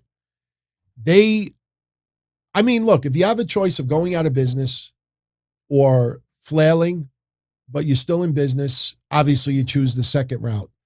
But they have so much damage, and it's not just from COVID. And the fact that they're not even getting 100,000 views right now, I've talked too much already about them tonight. So I'm going to end with just addressing one comment here. We're not talking about Sami Callihan right now in October of 2021. We're talking about Sami Callihan in the storyline when he took on Kenny Omega for the heavyweight title and no DQ. They kept the title on Omega. And they did the title change on AEW television. What kind of message does that send to Impact Wrestling fans? What's that kind of message that send? So even if you say to me, well, with all the AEW influence, they gained, maybe 100,000 fans. Well, if you really think about it, since they only drew 93,000, so either all those AEW fans left, or you have no of your fans left and you just got AEW fans that are sticking around. 93,000. That's horrible. It's pathetic. And I am out of here. On the way out, if you enjoyed tonight's show, do me a solid. Smash that like button. Not only is that show YouTube that you enjoyed the episode, that shows me. It shows me that you enjoyed the episode. And the more you do that, the more that gets me a little more exposure on here. So I hope you enjoy the rest of your weekend. And I'll be back here with Mish on Monday night. We're going to have a banger of a show, as always. And yeah, that's it, everybody. Be well. Have a good night. Take care. As far back as I can remember, I always wanted to be a podcaster. For me to live any other way was nuts. To me, those goody-good people who worked shitty jobs for bum paychecks and took the subway to work every day and worried about their bills were dead. I mean, they were suckers. They had no balls. If I wanted something, I just took it. I ran everything. I paid the bills. I paid the host. I even paid the masked maniac. Everybody had their hands out. Everything was for the taking. We always called each other good fellas. You would always hear from somebody. You're gonna like Don Tony. He's alright. He's a good fella. He's one of us. But if you're part of my crew, nobody ever tells you they're gonna get rid of you. It doesn't happen that way. There weren't any arguments or curses like in the movies. See, your haters come with smiles. They come as your friends, the people who've claimed they care the most for your life. And now that's all over. And that's the best part. Today everything is different. There's lots of action. I don't have to wait around for everything like everyone else. Oh, I didn't get the vaccine? Fuck you, vaccine me.